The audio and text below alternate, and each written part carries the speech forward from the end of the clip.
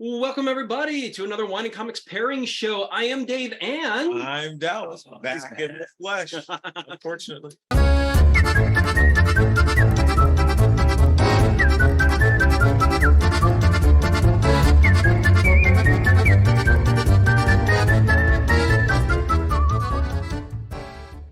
So today is a very special episode because it is Open That Bottle Day, February 25th, an official as these things get, wine holiday, right? I mean, there are official comic holidays, there are official wine holidays. We're going to try and hit as many of those this year as we can. We're going to see how well we do.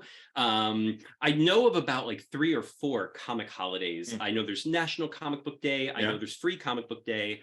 I know there's Buy Indie Comics Day. There's one more I have written down somewhere. But if you guys know of any others, please, there's no database of that. There actually is a database of the wine holidays. There's no database for comic book holidays, even though I know they're out there. There's so many of them. We make them up all the time. So if you know of any, please sound off down below. And but for today, it is Open That Bottle, which we, of course, that is just a wine holiday where you open a bottle of something special that you've been sitting on for a long time. This is Wine and Comics, so of course we have turned that into Open That Bottle, Read That Comic Day. Pairing Day. Boom, Pairing Day, and we are also going to read a comic that we've been sitting on for a very long time, respectively. So whatever comic that we've been eyeballing for a long, long time, and for you guys at home too, if you want to celebrate by, even though it's already February 25th at the very earliest by the time you're watching this, so we'll be posting this on the 25th, or you're watching it someday after. If you want to celebrate belatedly, go, whether it's a comic that you own already, because of course you own it. It's like buying a movie rather than renting it or what have you. Buying it's kind of the kiss of death. You never watch it from that point forward because it's like you own it. What's the rush? And so you're watching all the stuff that there is some sort of time constraint on. So if you own a comic and that you've been sitting on for, I would say, at least 6 months. If it is less than 6 months, come on, that's not that special. Or if you've just been eyeballing it, like it's something you've known of for a long, long time, like some omnibus or run or what have you, or trade paper, the first trade paperback of a series that you've always wanted to read, but you've never gotten around to, all of that is fair game. So go out and do that. If you're a drinker, like we are, if you're winos like we are, go find, again, whether it's something you've been eyeballing, thinking about, or whether it's something you've actually had in your home / apartment / wherever it is you're living, open that. And whether it's wine, whether it's a bottle of special scotch, bourbon, whiskey, what have you, any excuse to open something you've been wanting. God yes. And then try and pair it with us, or you know what, open the two things, see how they pair. That's actually what we're going to be doing today. Right. So we have not tested these pairings out prior to filming this episode. That's a new thing for us. We're going to probably do this a little bit in the future, but for today, this is the first time where we read the comic already that we wanted to get around to reading for this Open That Bottle, Read That Comic Day. But then we're going to open the bottles today. Some of them are decanting. We opened them just prior to filming, so they had a little time to breathe, because with wine, you kind of want that, especially if it's a red wine. And I know Dallas's is, and one of mine is. See, this guy? Yes. So I did too. I couldn't decide, and I don't know. This is what I'm dealing with, people. So yes, Dallas is like, this year I'm going to be good. And I'm like, so I opened 2 for you to drink today? And this is how it goes. So today, yes, what we're going to do, we're going to showcase our comic and talk about it. If you can hear my just FYI, we have a third cast member, crew member. It's Kidada, Dave's cat. Yes, you've met Kidada. Here in the background. Yes, I think you met him in episode 1. If you ever go back and read our really, really raw, really first, like terribly. The product, like the filming, and the hostage episode, which we have not posted yet. Oh, we haven't. One day I will tell you. Good time, guys. I will tell you all about the second half of my 2022 and what a shit show it was, and how this led to me coming out of the hospital on all the good drugs, and Dallas picking me up and him taking me home, at which point I was like, and we're filming an episode. And we filmed this episode, and I don't yet have the heart to post it because I look like death warmed over, and I'm like, oh God, what was I thinking? You can see the prisoner of war eyes in my face. And Dallas looks It's like pure he's Morse being code. held hostage while I'm doing this, and he barely speaks the whole episode. Just like the entire time, I'm like, oh, it's the good drugs. Go on. Yes. So second half of 2022 was a rough time. You got through it. I got through with it. Dallas wine and comics. And Dallas was a trooper, and he was there for me whether he wanted to be or not. Right. He stuck around even while, yes, giving you SOS eyes the entire time I was filming that episode. So maybe one day, beg me and maybe and beg Dallas and say, like, you know, release the episode, release the Prisoner of War episode, and maybe actually, I will show you. Maybe we should watch that and find a Prisoner of War comic. Ooh, to pair with that. There you go. Well, you should find the Prisoner of War comic. I have to decide what is that. I have to be just like the not Prisoner of War, but like, yeah, the survivor, the guy they're discharging because of some terrible wound, kind of a thing. Yeah, we'll see. More stuff. Anywho, so today we're going to talk about our comics first, and then we're each going to read a couple minutes or a couple pages. We're maybe going to take about 10 minutes. We will edit this, don't worry. We will take 10 minutes to read while sipping the wines the other person thought would pair well. And we're going to decide how good of a pairing it is and discuss that. So let's get started. You want to start with yours? Let's do that. No, you've got two. Absolutely not. Well, I've got one book. We're going to start with the book. I see two books there. Okay. Well, this is true. So I have a book. This is Silence, Wall of Sound edition, which is a little over 150 pages of a trade paperback. This was a Kickstarter that I believe from 2018. So I've been sitting on this book for approximately 5 years waiting to read it. I had kind of forgotten that I had it. In fact, I had forgotten that I had this so much that so this is a book that is now being released as a 5-issue miniseries. It just got direct market comic book shop distribution. Issue number 1 and issue number 2 just this week as we're filming this is now up for pre-order, so you can go and find those two. It's they're breaking this whole graphic novel down into a 5-issue miniseries from Literati Press, and which is one of my favorite new small publishers. I believe they're out of Oklahoma, and they have done let me try and name some. Glamorella's Daughter, Blackjack Demon, which I love. And another one that I love is the We Promised Utopia they're doing right now. And then Alien, and then take the EN at the end of Alien and turn it into Engaged. So it's Alien Engaged, one word, which I believe is kind of like, I haven't read that one yet. I have the first 3 issues of it because I've just been buying everything Literati Press does. They're just like a trusted publisher to me at this point. So I got those, and it looks like a human and an alien, like symbiotic, parasitic or parasitical, I don't know yet, but they are basically engaged. They become one, kind of a thing, and then have to deal with each other. So it's like being engaged to an alien. So Alien Engaged. There we go. But Literati Press is now putting out Silence as a 5-issue miniseries. Like I said, issue 1 and 2 right now up for pre-order. We will put some of that information down below so you can find that easily. The code, the Diamond Order code, maybe some direct links to them. I pre-ordered from Golden Apple Comics here in LA, which is where we're filming this and where we both live. But wherever you are, that should be available to pre-order. Talk to your folks at the local comic shop. Maybe they even do online orders for you. But I had forgotten that I owned this so much. When I pre-ordered the first issue, I thought it was a brand new series. I had no idea it was this, like zero. I did not know. And I don't even remember how I figured it out. I think when I was I went through these bookshelves back here, right? Most of these is another bookshelf even over here. And that and this are mostly all comics. This is all like books for the most part. With a few scattered graphic novels here and there for decoration. But I was going through all this and I'm like, what have I been sitting on? I'm sitting on so much right now that I'm like, I'm gonna find something I own. I'm not gonna go out and get another one. This is such a great excuse to actually read something I've been sitting on. And I was just rifling through. When I pulled this out, I had just pre-ordered. I think I had even just no, not yet. I tweeted about this just after I discovered this, but I pulled this out and I was like, oh, Silence. And I looked at the art style and the font of the title. I was like, wait, did I just pre-order this? I'm like, how do I wait, what?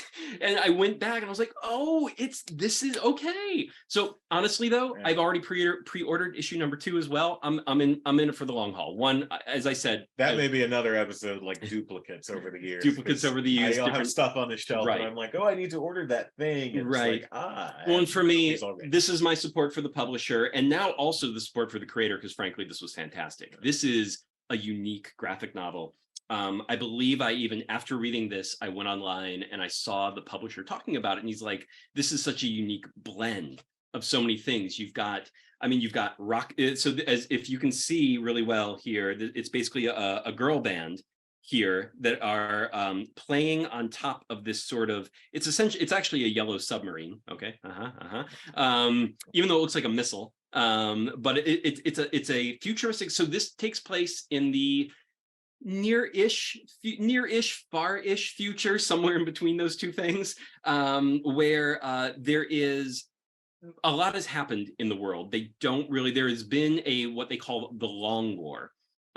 We don't know what that is. We don't know what it was about. It's beside the point. It's just that there was a war, and a lot of the men are gone because they all fought in this war. So it is the male population has dwindled, and this follows a group of folks. One of them, our main character who we follow, her dad has gone missing. He was on a ship that went out to sea and was basically lost at sea. And she wants to try and find, they're like, and of course the company's like, nope, ship is gone. We're cutting our losses. It's like no rescue mission, no nothing. We're not going to go searching. This happens sometimes. And she's like, no, fuck that. I'm going to go find him. And assembles this little crew of characters. One of them is an old friend of hers, and the other two are brand new. You'll notice there's even one character here who's a little on the older side, and she is like an ex rock and roll icon kind of a thing, but now in her twilight years, trying to drink herself to death, has no reason to live, and finds a little purpose in this one last mission kind of a thing. And so on top of it being an odd future where there are a few men, it's predominantly a female cast, and it is a adventure exploration, which then throws in some Greek mythology when what they wind up finding out at sea are a lot of at sea. Like if you've read the Odyssey, you're gonna recognize some of the creatures / dangers that they wind up coming across. This is not a remake of the Odyssey. Let me make that clear right up front, because there are way too many of those, and that is not what this book is trying to do in any way, shape, or form. In very, very broad strokes, right? It's a mission. They're on, so it's an Odyssey, and there's some Greek stuff, but they're not trying to hit those beats or anything like that. If I never read or watch another remake of Odyssey again, it will be too soon. Or Macbeth, or Hamlet. Or Macbeth, or Hamlet. Love you, Billy. Romeo and Juliet. Romeo and Juliet. It's like tragic love story. Never to see again. Yes. Have as many tragic love stories as you want. Just don't say it's a remake of Romeo and Juliet. Please, God. So anyway, Wall of Sound, this is a very unique thing. It is by Devin Kraft. So, and he's he's the writer, artist, he's a one done in one-stop shop. He does everything. The lettering, all of it's him. And it's really, and you can see the art on the inside. It's a very, let me see if I can find some nice like haunting art, and you've got some of the more once they're out at sea, and you've got more of the colorful adventure stuff, and there's almost like this I'm not sure what to call it, but like almost like cell shaded animation, if I believe that's the term for that type of a thing. It's somewhere between a comic cartoony and like a cell shaded animation style, but very much done to be a comic, still images, but or a sequential still images. But yeah, and this is interesting too, because one of the things I had forgotten is when I got this on Kickstarter, I also got Devin Kraft's first graphic novel called Dragon Slayer, where the art is demonstrably different in its style. Like he had when he did Dragon Slayer, he very much had a style that was a bit more traditional comics. Traditional, like the line work, there was more grit to the page, a little bit more detail especially in the inking and whatnot. It's still very much his style, but from moving from this over to what he does in Silence, it's kind of an impressive little shift in between the two styles. So I highly recommend either of these. Dragon Slayer is going to be a bit more of your action oriented comic, whereas this is more adventure, I would call it. And it's imaginative. The ideas in it are things I haven't really seen elsewhere. Like, again, shades of things I've seen elsewhere, but not the way he does it, not the way he handles it. So I was very happy to read this. You cannot get this. I don't believe this was the Kickstarter edition from many years ago.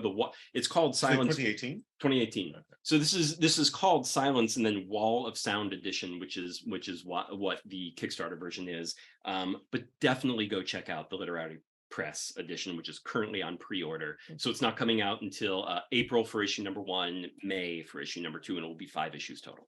And that is my comic. And we'll talk about what we're going to pair it with in a minute. But Dallas, let's talk about your book. I'm pretty sure you're familiar with this. Well, I'm familiar with Chester Brown. Okay. I don't know if I know Paying for It. Chester Brown, this is Paying for It. Yes. With a foreword by, of course, one of my favorites, actually featured in one of our previous episodes. I think it's one of the ones that aired, Robert Crumb. Yes. It is a comic strip about being a John. Chester Brown is a Canadian writer, of course.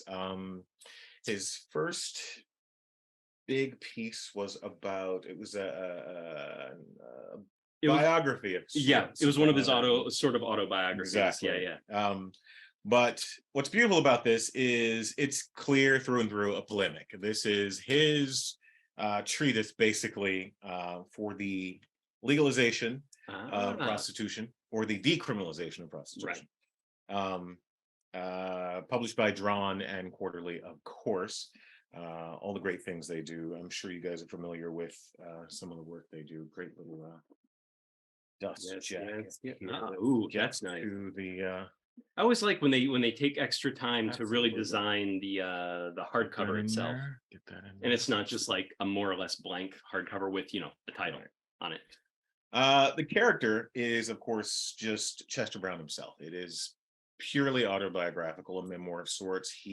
Really, this one? What did he try to be a John for a while? Like, what is that? No. Okay. So he kept a journal, essentially. Okay. So to start off, he's in a relationship with Soon. I think her name was Soon Yin. Yes. Soon Yi. Yes. And it's a rather sexless relationship.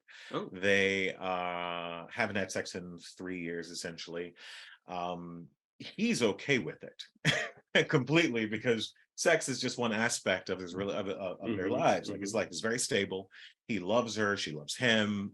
Except there's no sex, and none is rough. But on top of that, she starts seeing someone else, and that guy eventually moves in, and of course, he's totally okay with it. But after 3 years of zero sex, he decides that he is going to go and become a patron of prostitutes and escorts, and he keeps a very, very clear log and diary of his experiences with each and every escort, prostitute, or woman of the night, call girl, whatever you want to call it.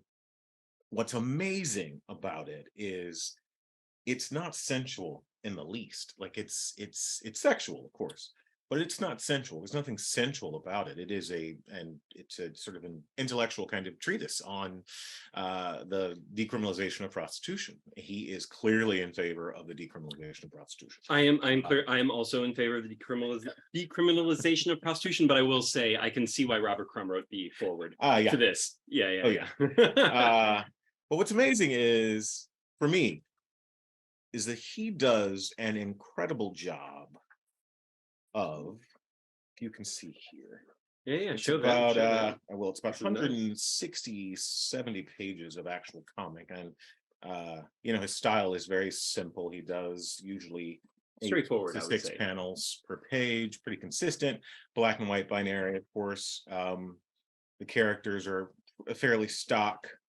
but what he does an excellent job with is the appendix and the appendices. There are almost 100 pages of his notes and thoughts. Wow. and research and citations and commentary and cross commentary from people in this sort of discussion Right, around right, right. this topic and this concept. Again, I go back to the idea that it is not sensual in any way. It is just he really wants this to be part of the conversation. Yeah, He right. actually ran for public office. Did he? Absolutely. I remember that. I do not. I And don't so, think I knew that. but you know, he took great care to prevent anyone from finding out who the actual prostitutes or women were. He does a very good job of making each and every one of them a nondescript brunette. He changes all the names, Right, right. all that stuff. Probably is not drawing them the way they actually Exactly. look. Hopefully, that would Exactly. be a dead giveaway. And you find that, at least I did, that he really does, at the end of the day, understand that these are just people with a certain skill set, with a certain autonomy. It is, for lack of a better term, a very feminist. Don't listen. If you have any issues with that statement, please contact Chester Brown. Drawn and quarterly, not me. But I love it. I love it. I had this thing on the shelf since 2012. Oh, wow. So Okay. published in 2011. I've had it since Almost a decade. almost More than a decade, a little over a decade. But I actually had to go out and buy a new copy because the old copy is no longer in my home. And yeah, I just love it. He is a polemicist. This is his sort of, you know, his offering as what am I trying to say? See, this is the what I'm talking about. The fest. 4 a.m. last night, by the way. I went to bed at 4 a.m. This is his sort of offering in terms of the legalization, decriminalization. Actually, he goes into he uses his best friends and other characters in this book as a platform to bounce ideas off of. Right. You know, one of the other characters is in favor of regulation, and he's essentially saying regulation is a problem because you create a black market, like with anything. We can get into the whole what's going on with liquor licenses and liquor distribution, Absolutely. alcohol distribution Absolutely. in the U.S., which is Absolutely. draconian, based on a 3-tier system. I mean, we can go into it, but one day maybe we will, because there is. Was it Oregon, I believe, just this past week or 2 weeks that there was a big expose on how all the regulators of the alcohol market there were pulling all the rare, super expensive bottles to the side, getting them for themselves, for their friends, and they were basically using the regulatory system to dip in and get all the good exploited and get all the good stuff, and then and taking it right off the market because they could. And that is, I mean, regulation always has that double-edged sword. Yeah. This is truly a memoir. He decided to use his notes, his experience, to go out and actively. As a matter of fact, while he was researching this and actively going to patron the prostitutes, he was engaging in conversations with all of his friends, who many of whom thought he was insane. I mean, his relationship is unique. I'm not gonna say unique, actually, because I'm sure it's not like the only one like that out there. No. But it is we will say uncommon, but unique is too much. But again, I think where this book really shines is his ability to weave in this sort of dogma and doctrine of the world of prostitution and legalities. Again, he's Canadian, so their approach to prostitution is slightly different than America's, and drug use as well.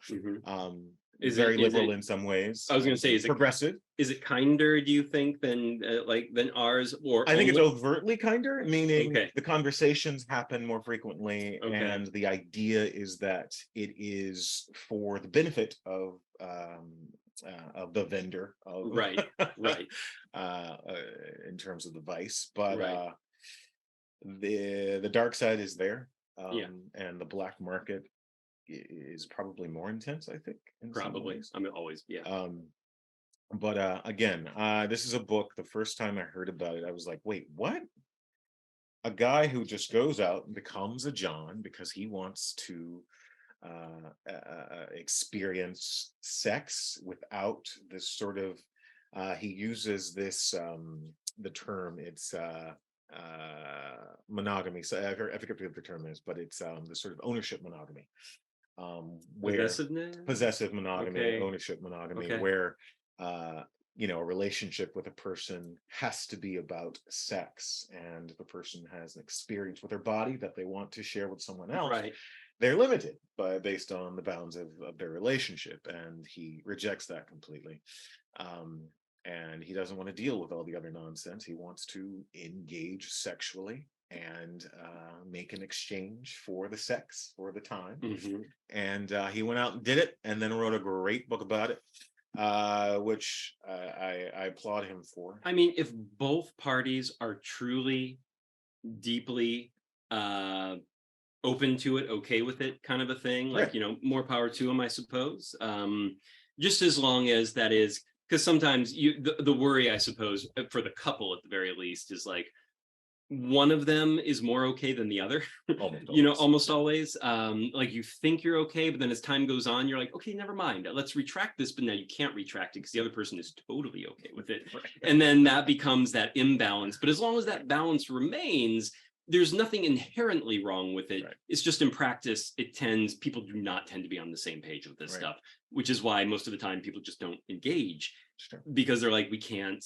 This gets confusing and one of us becomes the bad guy because one Mhm. of us cares less than the other person. Then that becomes apparent. Right. Then the relationship just shatters completely because of that one person cares more than the other. Right. Yada yada yada. Anyways. And he's basically saying, look, if I'm okay with it, you're okay with it, let's step out, do what we need to do. But on top of that, he's essentially saying, if I need sex without commitment, Mhm. I should be able to purchase that person's time without fear of Right. retribution from the Well, government. So, I mean, a lot of people have made the comparison too, where it's like, what really is the difference if both people are aware that like this is casual, this is not leading right, anywhere, we're not like, even if you go out on a date, spend a lot of money on the other person right, and then take them home. right, It's like when both people are well aware of what's happening, like it's like there's no gray area. right, It's like it's not like, oh, it just happened to become a fling but we didn't know what was going to happen. It's right, like, no, that's the whole point of what's happening here.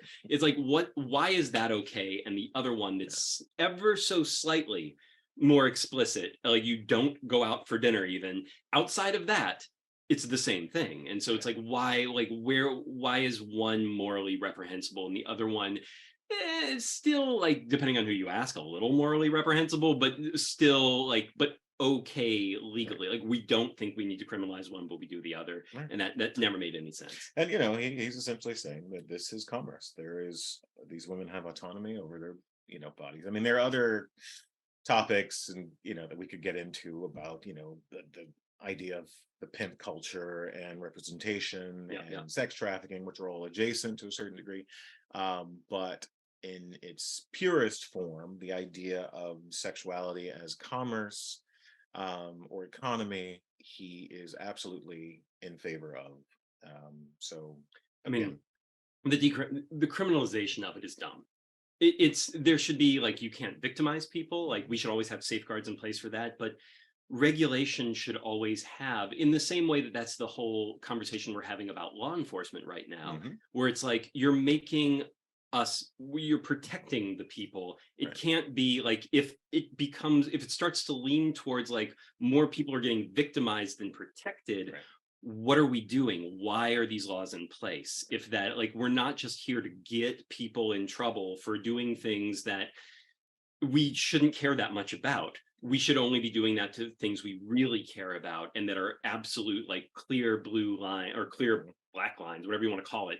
Where it's like, this is bad. Like everything beyond that line is terrible. Like, you can't physically maul someone. You right, can't murder them. You can't do things like, you can't take things that aren't yours, things like that. But at the same time, that whole punishment should fit the crime too, where it's like, really, like things like shoplifting, and sure, you stole something, but it's like, how terrible of a crime, like how much was someone hurt by that, should quantify, because we have these, a lot of the times you can have people that, you know speed in a car and it's manslaughter, but Mhm. they can get a lesser sentence than someone who did a lot of like petty theft, Absolutely. and doesn't that doesn't weigh I mean, that doesn't the match. system from every angle is gameable, Right, depending on the perspective right, of the parties involved. You know, right. so I get it. He makes no bones about it that women in this profession, legal or not, are in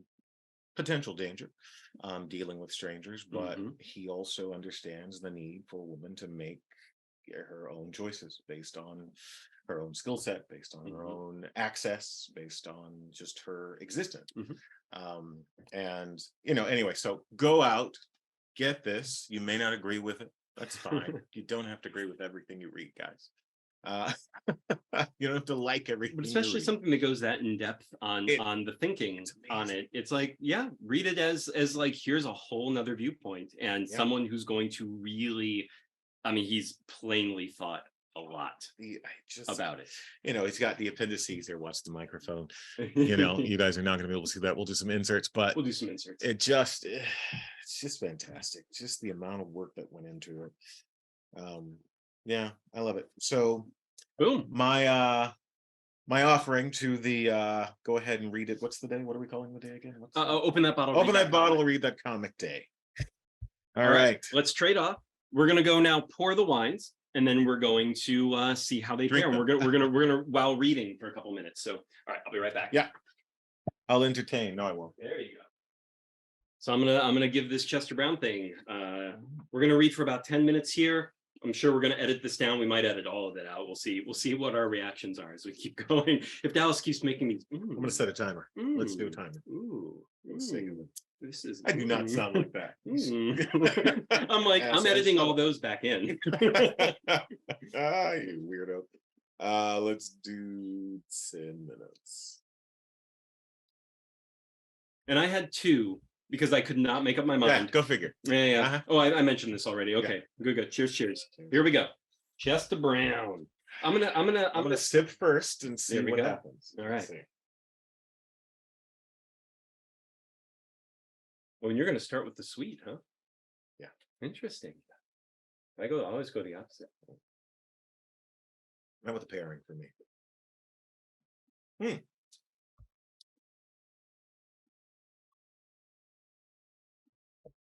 It's nice. Okay, real quick.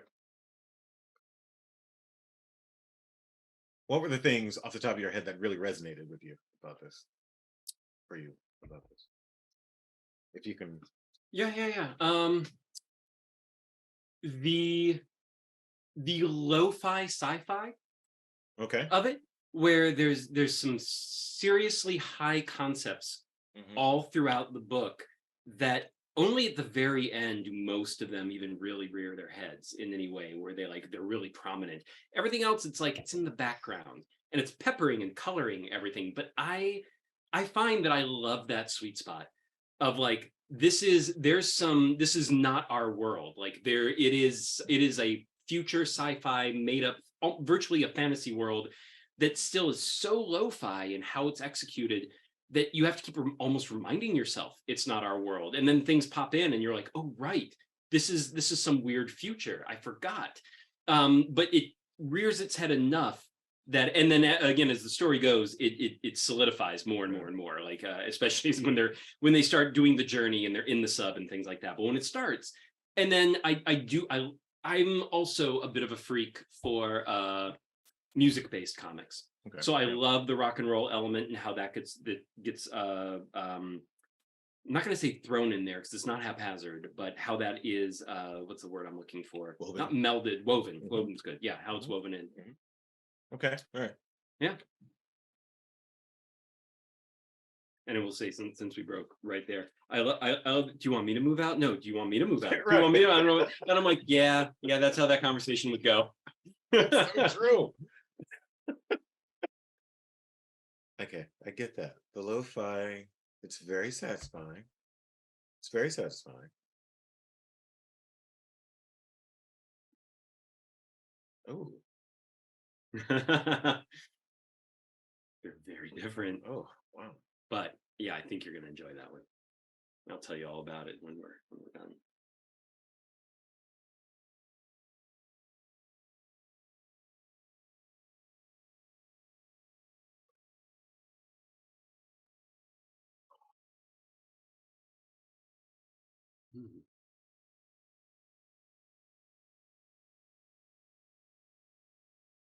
Hmm. That's a good page. And yes, we're two nerds reading on camera. You're welcome. Yeah, I disagree with that statement. What statement's that? Jealousy is not natural, it's a learned behavior. Watch little kids be jealous about someone getting a toy that they don't have. That's not learned behavior. It's instant. Like we are all wired to have. I'm not saying what you become jealous about specifically isn't something that can be learned. Yeah. But jealousy as a natural Can be observed very early in development. That's true. Yeah. Well, but I mean, like it is but jealousy is also in the same way that like being happy and sad and angry are not learned behaviors per se. Like we're wired to be all of them depending on what's happening. That was the cat. I don't know if you can hear it. You probably can. Is that whoa, whoa? It's almost dinner time. Fucker. It's like, almost. Shut up and come feed me. I know. And the door's closed, so he's like, "Come on." But yeah, I disagree that it's that being jealous at all is something. Who says that again? Chester. Chester says that. He has a moment where someone's questioning him, yeah. like, "It's not normal for you not to be jealous about this," and he's like, "Jealousy is a learned behavior," and I'm like, no, it's not. I mean, I understand that the way we respond in relationships can be pre-programmed, learned / we're going off of a script that we think we've learned in life. But the baseline feeling of like, whoop, 10 minutes. There it is. Well, let's keep going for a couple more. We've been talking a little too much. Okay, I'm gonna zip it. Man, do I have things to say. This is the book that makes you haven't actually read this piece. No. Oh wow. Ever. No, I didn't know it existed. So this is one, like every page I'm reading, I'm just like, ooh, I have thoughts. Ooh, I have thoughts. That's why it is. No, you're not gonna it's thought provoking. I'm not agreeing with everything that's happening, but it's thought provoking. I'm also on page 10, so I'm sure he's got a lot more to say. because the concept, the idea requires contemplation. It requires thought. Yeah.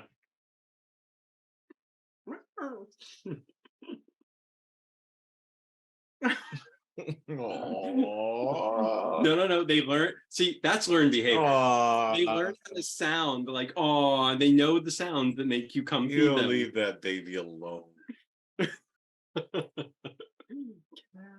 She's like, Black Daddy likes me. You gonna come in? No, you're gonna. He's like, okay, take that, Black Daddy. That was. It's all the wrong notes.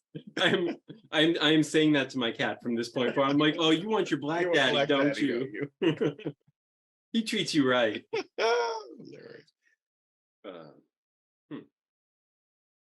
That seems awfully contradictory. I'll say this in a minute. Oh yeah, there's plenty of contradiction. Well, no, but like literally from like page to page, the things he said. Okay. Maybe I have to read his notations to see if he caught his own contradiction. Well, what it is, it's in real time. So it's No, I know. It's progressing. His ideas are progressing. But I still just want to make sure that anyway.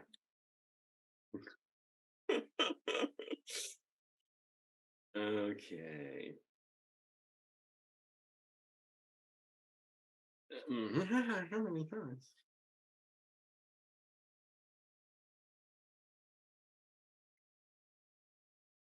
All right. Shall we give our responses? You go ahead and start. I'm gonna finish this list. So here's an interesting thing. Thoughts. So first on the pairing front. So I gave Dallas 2 wines. The one he's got here, the white looking wine, is a dessert wine. It's called Sauterne.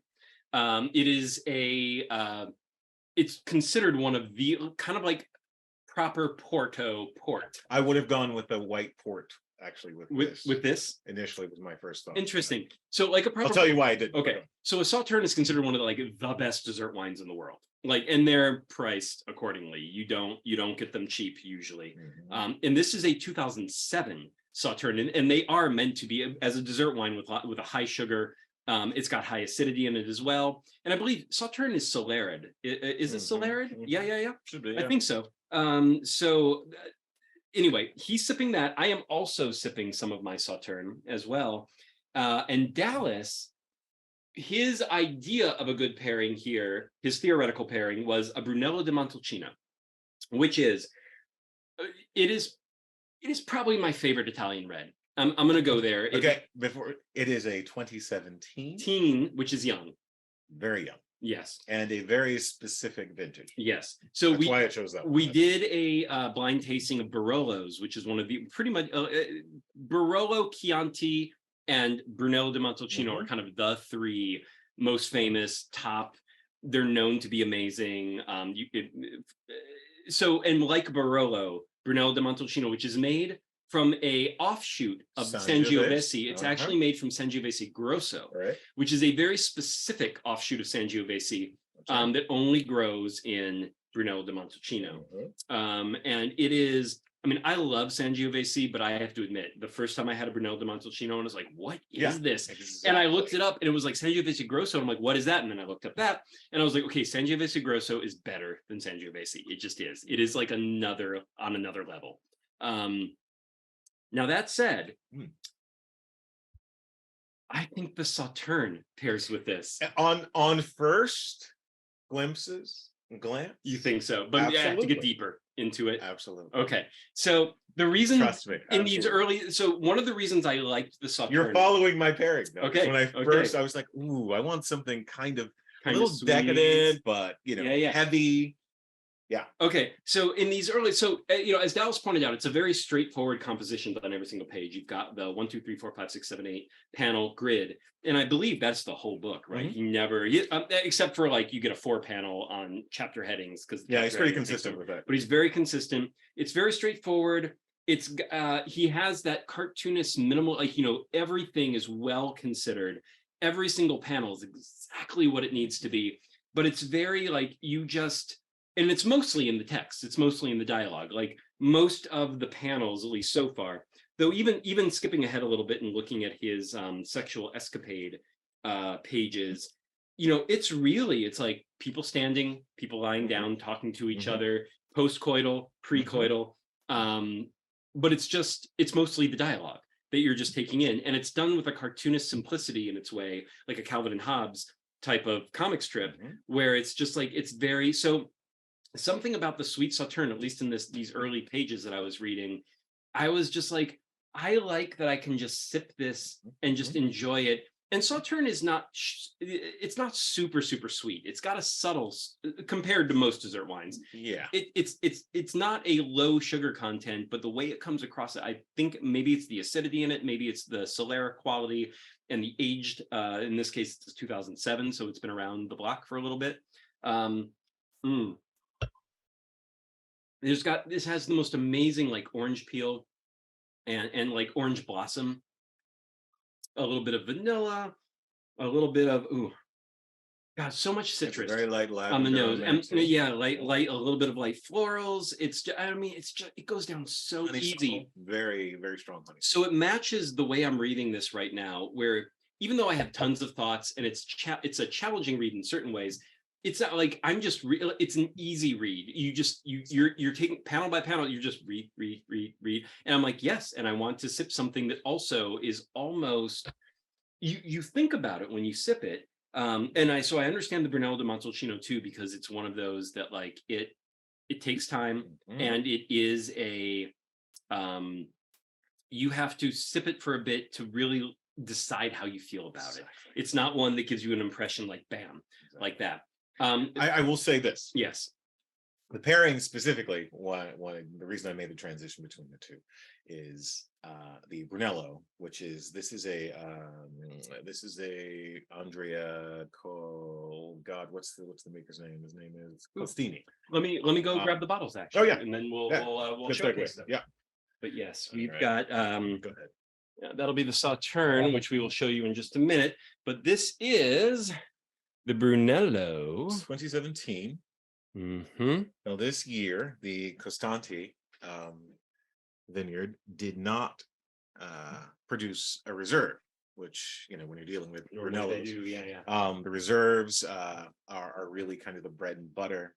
The thing about this wine and Nebbiolo and the grapes, they have a pretty long window to market. So it takes 3 years aged in the barrel, another year aged in the bottle, and then the 5th year it finally makes it to market.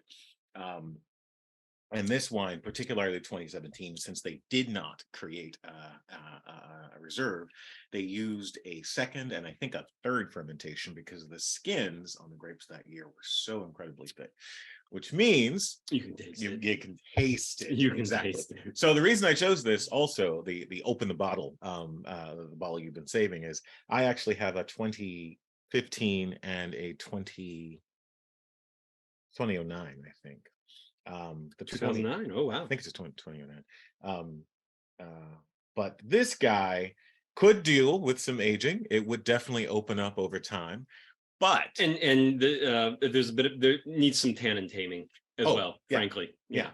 But again, the reason it complements the comic is because of the subject matter. The subject matter, I figured. He does not it isn't sweet. It's the reason I said it wasn't sensual in any way. There's no sensuality about the graphic novel, but it is sexual in any way. Right. And this this vintage, in comparison to the 2 years prior and I think the year after, those 2 vintages are just always rated tops, and people are holding onto those bottles for 30 years. This guy, you can crack it open right now. It's going to give you an experience. It's going to take some engagement. Because it isn't sort of immediately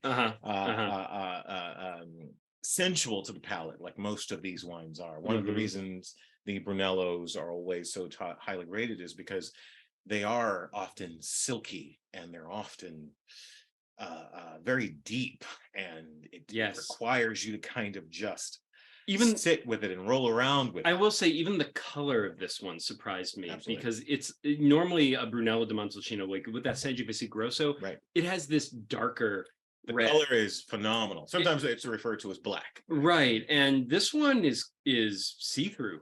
Like this is light red in color. I was like, what? This is a Brunello? Yeah. So, and I would have to get the pairing. It is not sweet in the way you might often think of a Brunello being, but it does luxuriate in its subject matter, in its grape, the same way the comic luxuriates in its subject matter. So that's why I mean, your logic makes sense. I definitely will not say it doesn't. I will say that for me, because this is now, have you opened one of these yet? Or you're going to taste this maybe later? No, I've tasted this. You have tasted this. Okay.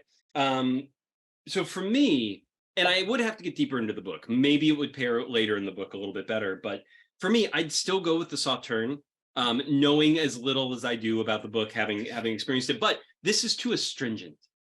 And for me, even though with just the beginning of a comic, I get that. You want something a little more sort of pleasant. Well, a little more pleasant, but even more than that, like this is the comic. It's challenging enough on its own merit. Like I feel like this is where the pairing almost needs to complement. It's not complementing in a tit for tat way, in that like the wine is the same as the comic. It's more like the wine is polar opposite from the comic, and that's how it's working with it. And so the Sauterne being very different, it's got that sweetness, but it's also, one of the things it does kind of pair with it is like Sauterne is one of those things. It takes a long time to make a good Sauterne. You want to hold on to it for a long time. That's why this is a 2007, and that's not a crazy, for a normal, for a non-dessert wine, 2007 is like, ooh, is it still good? That's a little bit of a risk. For a dessert wine, that's not a risk at all. It doesn't become a risk until, I don't know, you're in the 80s or something. Like, I mean, it's got the alcohol and the sugar and the acidity and whatnot to really go. And a Brunello does as well, but the Brunello would keep taking my mind off what I was reading, and the Sauterne would not. Right. But you need those moments for the contemplation. Well, I haven't, again, That's for me, it's all about those moments that make you pause and consider. Absolutely. This, but see, I would say sort of lubricant for me. Yes, but that's what I would say this works better in terms of even when I'm stopping to contemplate.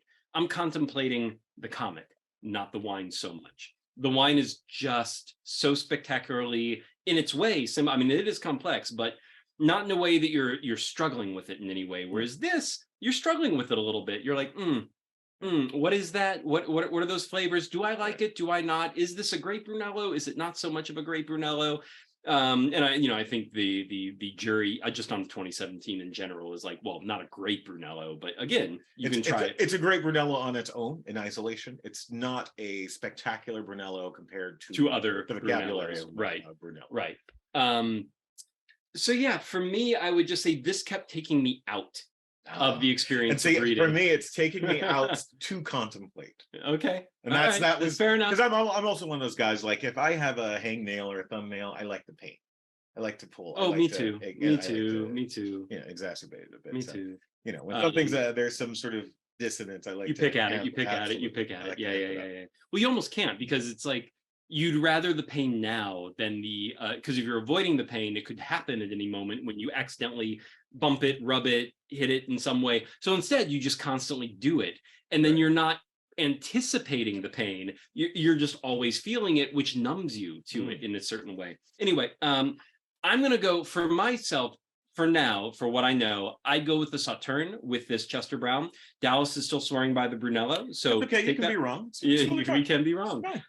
So for you, between these two and reading what little you have of silence so far, the Sauterne is one of them. And I could not decide, because again, this was theoretical. For me, I'd never tasted either of these wines yet. So I was like, I think it could go either way. Oh, this particular, okay. Yeah. Right, these particular. So this Sauterne, and this is actually the first my own bottle. I've had Sauterne at a restaurant before. I've never opened a bottle of Sauterne of my own. This was my very first I ever bought, this 2007. So this would be a first, but I'm like, I think that style of Sauterne, either that or the red wine I gave Dallas. What's the dominant grape in this? What's the grape in this? I don't know anymore. What? That's the problem. So this is a red blend. Okay. I knew it was a blend, but what's I need the dominant grape. This is from Top Winery, my favorite Paso Robles winery. That it just, so it's called TOP Top, right? Mm-hmm. It doesn't say. I know, I've looked, trust me. This is their variant. This is the 2018. They're on their 2019 now. Both of them are completely sold out. So Top is, unfortunately, it is a very small, it's a husband-wife duo, and they run, and then they have one employee. And between the three of them, they run everything. Top is, I went to Paso not too long ago, and this was, and I've tasted maybe 24 wineries at Paso at this point. And there are over 350 wineries in Paso. So this is by no means exhaustive, but this is my favorite of all the ones I've ever tried. And there's something, when I went there, they told me what was in this blend, but I've tried finding it ever since. There's no information. I could maybe email them. If I email them before this show posts, I will put it down below. If not, if it's not the information there, that means they didn't respond to me or didn't want to tell me. But it is, I will say this, they're Rhone varietals. So they do Rhone varietals, but I don't no longer remember what the dominant was. The one thing I do know is that this is a blend, like it's 3 to 5 different grapes at least. Because I remember when I was there, it was like, the breakdown, if there is a dominant one, I think it's dominant in the way of like being 40 to 45% kind of a thing. And everything else then there's a few more like, 10 to 20%, and then a whole bunch. And then I believe there's at least a few of those like, and 3%, 2%, 1%, of these other little things that just like harmonize. So I picked this not only so Dallas could finally taste a Top Winery wine, because they're amazing. You have mentioned those guys quite a few times. They're really, really good. Now, they're not cheap wines. I will warn anyone about that. And you have to be a member to buy any of them, because their production is so small. They make so few. They even only open to become a member. They close it from time to time because they just can't actually produce enough wine for more members. So they only have them. You can go visit them and they will pour you some at a tasting if you go to visit Pastor Robles. But if you can't do that and you want to try some of this, you actually have to go visit them. So this is a bit of a cheap shot because none of you can try this very easily unless you sign up to become a member. They only do 2 shipments a year, so it's not too much. But at the same time, humble brag. But at the same time, it is, and membership is open right now, so you can become a member if you want to. But their bottles are also like, even the membership discount, I think this is a $75 bottle of wine. So it's not, none of their rosé is like a $60 bottle of wine. Like nothing they do is cheap. But this is the one, when I went there, they were not officially selling the 2018. It was already a vintage that was done, but they had a few more bottles left and they poured it for me. And they were like, yeah, that's our 2018. We're on our 20. And I was like, can I take one home? And they was like, yes. And I was like, it's fucking delicious. And the cool thing about top, it's TOP, but it's a spinning top. That's why everything on here is a spinning dreidel like top. No, they're Hispanic. So it's a husband-wife Hispanic duo. But they also, the names of all their wines are based on the physics of tops and how they move. So this is variant. They have one called, I believe, Joule, like the energy count. Joule. No, that's their. So even their membership, you can be motion or balance or quantum. But then the wines, the current ones they have anyway, and again they sell out very fast. But they have exert, lever, pendulum, procession, not precision, procession, and axis. So I was torn between a blend that harmonizes so beautifully in the same way that the ensemble cast of this is basically a band. No. And I was thinking that they're all different personalities. They're all very different kinds of people. And yet you put them together and they go on this adventure and then them as a group, they just sing together, both literally and figuratively. So a red blend that sang, and I remembered having tasted this from a while back, though I just cracked it open today. I'd been sitting on it for a little over a year at this point. The Sauterne I'd been sitting on for about a year and a half, I believe. But then the Sauterne has that easygoing, sweet, just very effortlessly pleasing quality, which this graphic novel, it's a graphic that has a lot going on in it. There's a lot, again, it's a lot of high concept, but it's so done so lo-fi in most of its ways. It does have a Saturday morning quality. There's an ease to it. Like you don't Gem and the holograms almost. Yeah, there you go. You know what I mean? It's a poppy kind of style. And as you guys know from my previous solo episode, I love Gem and the holograms. Dallas missed this, but I did kind of go off on that just teeny bit. Jeez. So it does do that. I mean, there's the music element, which again, harkens back to that Saturday Fair and Gem and holograms. So I can get the sort of sweet, immediately pleasant and satisfying quality the Sauterne gives. The concepts are definitely darker. A little bit. There's a there are adult themes, no question. There's drug use. Yeah. There's which the port is a very adult kind of. The port class is definitely an adult kind of high alcohol content. High alcohol content. I will say, yes, if I were just pairing with the style, the art, the movement of the art, you guys see the cover panel there. It's then you go with the Sauterne. Absolutely. Because it mirrors that. It's fun. Right. It's fun. But the content you think goes with the red blend better. Yes, although I would say, because of this ensemble nature of just the little bit I've read, I would say GSM. Just a straight up GSM. Just there's something. I mean, again, that's a Rhone. It is. So that won't be far from that. There's a butteriness that's missing from this, I think. A butteriness that's missing. Well, I mean, it's new. It's a New World GSM. If it is a GSM, there's because this. I mean, just reading what I've read so far, it is very satisfying. There's that complex nature of the different sort of, ensemble pieces coming together to create a little harmony, but there's also a little dissonance there. The tannins in this guy, I think, are pretty. You try it. Yeah. I mean, I had it a while ago, but I'm cracking this bottle open for the first time in a while. I have not had it since I visited the winery way back when. Like, ooh, whoops. And here we are. Here we are. Apparently, we've already been sipping a little too much. Here we go. But I get it. I totally get where you were going, though. I totally get where you're going. But the thing I do like about this blend with that, you say there's a butteriness that's missing, but there's also that. I should say a butteriness that I want. If that absolutely. Right. I will say the thing, because the Sauterne was already something I was going for a literal sweet, but because this is a New World Rhone blend, like there is that California sweetness to it. It's in there. Like it's got this ripeness. I mean, it's very well balanced. It's not something that like you're like, ooh, sweet, like nothing. I mean, this is I love this blend. I everything these guys do, I kind of love, but it's got that ripeness of California wine that you don't find in Rhone, in proper Rhone blends much.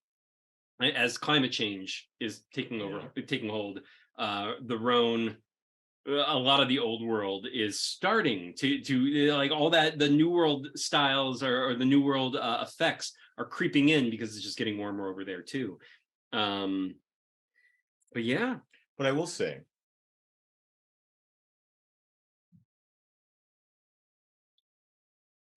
this also reads fun. It's the adventure. It's the fun adventure, right? I would say of the two, I would go with the Sauterne. Go with the Sauterne because, yeah, I mean the concepts aren't, there's nothing sort of world-changing concepts in this. It is fun. It is fun to look at. The characters are interesting. I love the mission so far. I would definitely have to read the entire thing, but of the two, I would say right now this just feels like a good Saturday morning read, for lack of a better phrase. Absolutely. So interestingly, we both chose the Sauterne as our number one, to go with both books. And if there are two books that look so demonstrably different in their content, subject matter, style, execution, I'm not sure what they would be. And yet we were both like, we'd want to sip the Sauterne more than the others. Well, no, you were like, well, sip the Sauterne with both. Well, I'm saying you with mine and me with yours. Okay, right. So Dallas is still sticking with the Brunello. To be honest, I think, having read this whole thing, and this would be some of the problems, of course, neither of us have read the whole of the thing. So reading the whole thing all the way through, I would choose the red, and having just tasted that red blend, I'm like, no, that's a little bit more on point for the whole of the graphic novel than the Sauterne. Dallas feels the same way, but just reading the beginning, so maybe start everything with the Sauterne. Honestly, so here's the you brought two, but I was going to say, all right, well, the first course is definitely the Sauterne because I had a white. But you were thinking white port. Yeah. And because it does, and a sweet white port. Absolutely, it's the onboarding. It's the onboard is very. This looks fun. Right. This looks fun. Right. And you're just taking it in. You don't know what exactly you're reading yet, right? You're still getting used to the style, the content, the subject matter, everything. But Act 2's like, oh, okay, let's pour a glass that forces us to stop. Yes. And sip slower. And sip slower, which is important because the Sauterne dessert wines have much higher alcohol. Well, not much, but higher alcohol content. Instead of like 13 to 15, you're talking about like 18 to 22% alcohol. So it's like, it's going to get you drunker faster and it's sweet. So like you can sip it fast. Like it can go. Maybe that's okay. That's the takeaway is with both of these books. I would say start with the Sauterne, white port, something that is late harvest white dessert wine is the other thing of any varietal, doesn't matter. But if you find a late harvest wine that usually comes in a half bottle, that's how you know it's a dessert wine. because they don't give you that much because they know you'll get drunk much faster.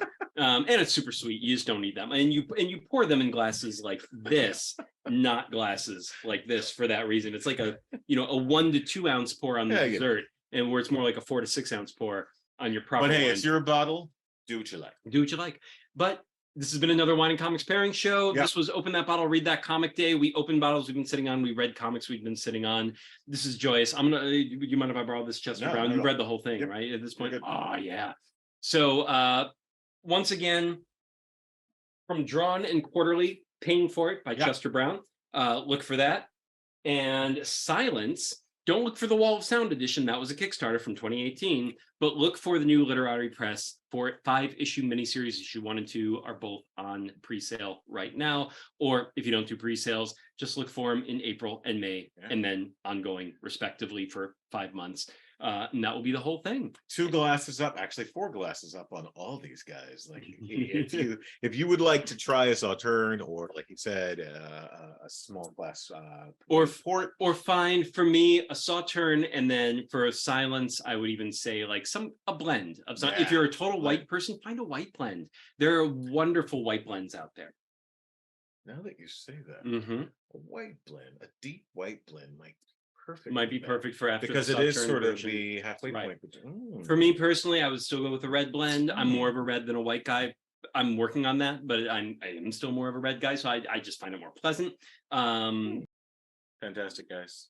Have a wonderful Open That Bottle, Read That Comic Seriously, day. go open a bottle. Yes, open a bottle. Doesn't matter even what if day. It's after this. Doesn't matter what day you're watching this. Go do it. It's fun. It's fantastic. I love the fact that we had an excuse to actually pull a comic that I've been like 20. I was like, what is this? Oh, did I already reorder this? I'm a moron.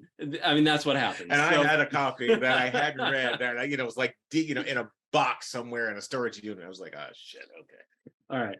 Anyway, ciao for now. We will be Later, back very soon. We actually have a lot of other episodes we've already filmed that I've got a complete editing, so we're going to do that. And then we've got more blind tasting. Now Dallas is back. We can do this again. Feel free to recommend. Tell us where it is. Tell us why, though. Don't just do it, arbitrarily. Yes. You have to have a reason, because we won't respect you if you don't. Let us know, like, how when you try to pair some kind of alcoholic beverage or non-alcoholic beverage, go for it. What the hell? Tell us. And if you have comics you want us to check out, you may not get to them, or wines, that's another thing. If you got wine recommendations, feel free. And if any of you are a comic creator or a winemaker or work at a winery, you want the wines possibly shown on this show or the comics, we will happily try and pair. So let us know, and I will put that information down below as well. Later, guys. Ciao, happy guys. drinking. Adieu. Happy reading. What was that? 2 hours? Fucking A. What's that? Jesus Christ. It's a question. Hold on. Oh, this is gonna be a great episode. It is. We're back. Everyone, in case you didn't realize, we're back. Cat here. Yeah, in the cat here. This is awesome. All right, cut.